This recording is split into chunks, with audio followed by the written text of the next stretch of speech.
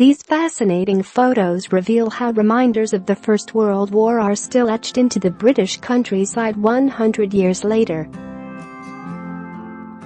Historic England archaeologists Paul Stamper and Wayne Cockcroft have spent the past 4 years visiting surviving trench lines, coastal defences and army camps for a new book, Legacies of the First World War.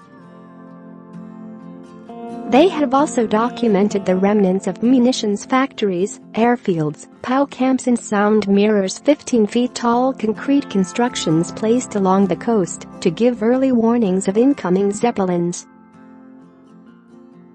One of the most striking relics of the war is an imposing 200 feet wide rifle range target wall built at Burton-on-Trent Barracks in Staffordshire in 1914, which bears the scars of bullets fired at it. Practice trenches dug to help British soldiers prepare for the Western Front are still visible from the sky on Salisbury Plain in Wiltshire and Rothbury, Northumberland. Share this article. Share 105 shares. The vast majority of army camps were dismantled after the war after being auctioned off by the Disposals Board.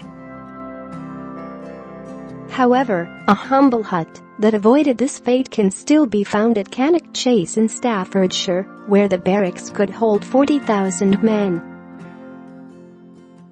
The hut's interior has been reconstructed to show how soldiers' quarters looked. Between 1915 and 1919, over 1 million wounded and sick soldiers passed through Dover Marine Station to be transferred onto ambulance trains.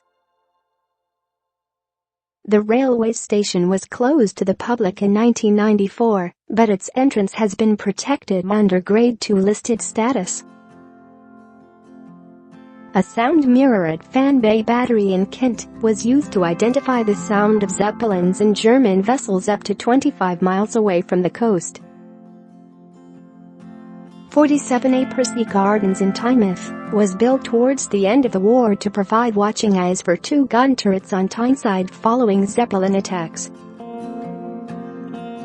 The 6-story observation tower was again used during the Second World War before being converted into a home, which it remains to this day. Mr. Cockcroft, 59, from Cambridge, said it was important these sites were documented to preserve them for future generations. He said, 100 years on, the popular image of the war is dominated by the Western Front and the loss of hundreds of thousands of lives, commemorated on memorials in almost every community in England. The physical effect the war had on England's countryside and built environment has been surprisingly little explored, and relatively few sites and buildings have been protected.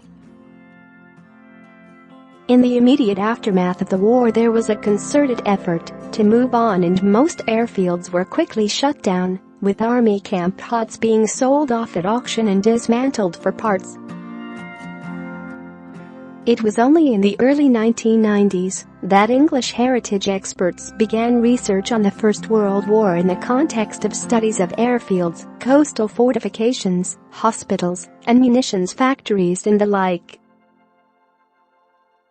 Through this study we have discovered forgotten places which had not been protected, and I feel we are the last chance saloon, because if we don't act now, within 10 or 20 years many could be lost. Legacies of the First World War by Wayne Cockcroft and Paul Stamper is published by Historic England for £30.